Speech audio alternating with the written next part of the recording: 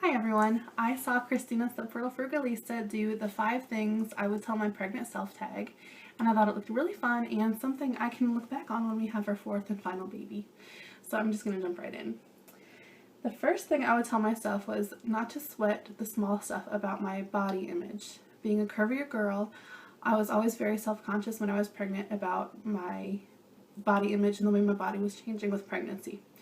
And I wish I just would have let that go and relaxed and enjoyed my pregnancy. I never wanted anyone to think I was just getting fatter. I always wanted them to know that I was growing a human being in my body. So I would tell everybody I was pregnant.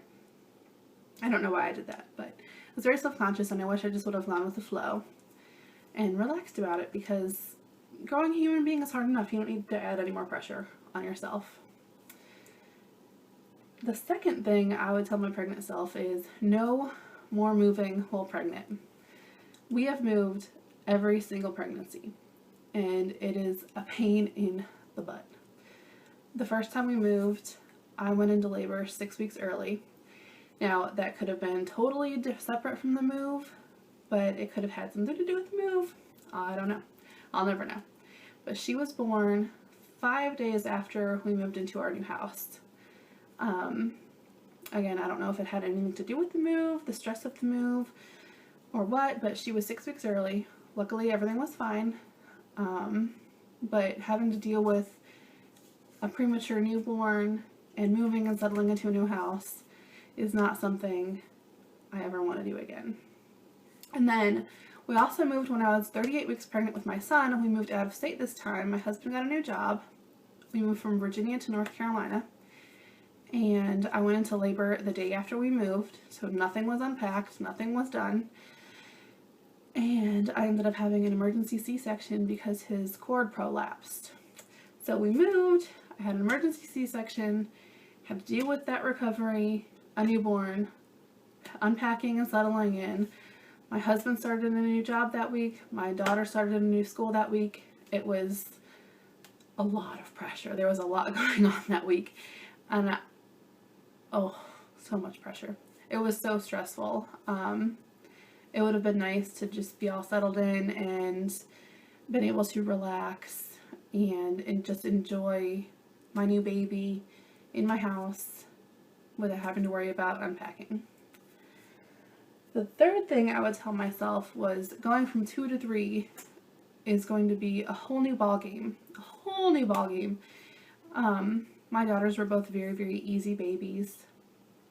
Haley was a little bit more needy, but as long as she had me, she was fine. As long as she was nursed and changed and she had me, she was fine. Lindsay, as long as she had her pacifier, she was nursed, she was changed, she was completely content. She was the most content, easy baby in the world. We were so spoiled by her. So it was a shock when we had our son, and he was very needy and very high needsy. He had GERD, which is the acid reflux, and he was a hard baby. And I felt so guilty when we first had him. We had all these major life changes going on, and I felt so guilty that I wasn't there enough for my daughters when we moved. I was always the one to cuddle them and pick them up and tuck them in at night and read stories and everything like that. And all of a sudden, they had all these big major life changes, and I was not only gone for 4 days, but when I came home, I was recovering from major surgery and I had a newborn to take care of. So the amount of guilt I felt for not being there I felt like I wasn't there for them. And I just remember crying because I missed them so much. And I missed cuddling with them in the evening and at night and reading them stories. Now, I was still able to do that, but if the baby needed me, I had to go get the baby. And I just missed them. It was hard. No one tells you how hard it is. Well, maybe everyone does, and you just don't listen. I don't know. But going from 2 to 3 was a lot more difficult than I could have anticipated. Would I do it again? In a heartbeat. And we are crazy enough that we are going to try for 4. So, wish us luck. Number 4, I wish I would have told myself that even though I had amazing natural births before, and I would go through an amazing natural labor, and I would get all the way up to where I was pushing with my son, that I would need an emergency C-section because his cord prolapsed. And I don't remember a lot about that hour of my life, but I remember the doctor saying, "Oh my God, there's his cord. We need to do a C-section right now."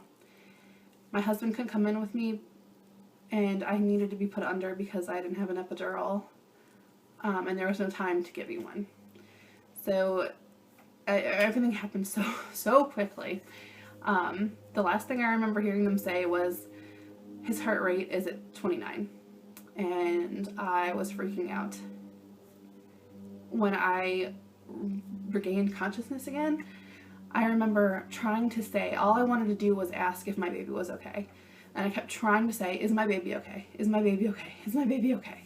But I couldn't make my mouth move. I couldn't make the words come out. Apparently I was, though, because the first person I remember hearing was my husband, and my husband was saying, calm down, everything's fine. The baby's okay, he's fine, you're fine, everyone's fine." But that was the scariest moments of my life. But it all ended fine, and I wish I could tell myself that it ended fine. But I was so unprepared for a C-section and anything a C-section entailed, that the recovery, I think, was harder for me than it would have been had I been prepared mentally. I just thought it would be another easy natural birth, but it doesn't always go that way when childbirth is involved, and that's fine. That's okay. The 5th thing I wish I would have told, or I will tell myself, is after birth, rest, relax.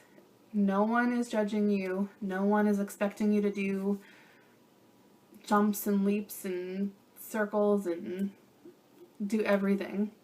Take care of yourself. Take care of your body and enjoy the time with your baby. Let other people take care of you, because no one's expecting you. You're your own worst critic, right? No one's expecting you to have the baby and then get up and unpack a whole house and make an awesome dinner from scratch and help your kids with homework and do all those things that you need to get done. Enjoy the couple days after birth and just enjoy it. It's nice. It's bonding with your baby. There's nothing better than that.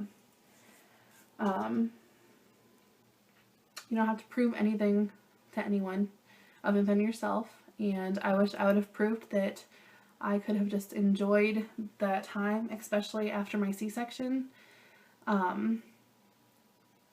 I did not take it easy, and I think that because I didn't take it easy, I sabotaged myself a little bit in my recovery time, because it was very difficult for me.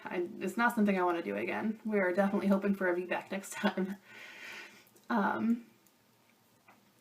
But yeah, just relax, rest, get better, enjoy your baby, not get better, but take care of yourself.